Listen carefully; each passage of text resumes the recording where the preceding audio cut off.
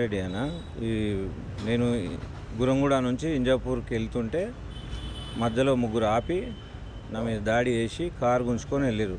Car గుంజుకొని వెళ్తే అప్పుడు అంబులెన్స్ వచ్చింది. అప్పుడే వేరేల పైన కూడా దాడి చేసిర్రు. అంబులెన్స్లో నన్ను ఎక్కించుకొని కార్ని చేజ్ చేస్తే అప్పటికే 100కి కొట్టినాం.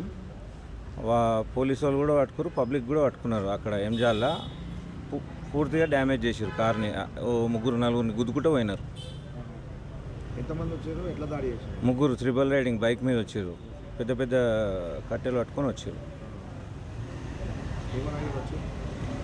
పైసలు అని జోబులు చెక్ చేసారు. లేదంటే ఫోన్పే కొట్టు అన్నారు. ఫోన్పే కొట్టించుకురు కూడా.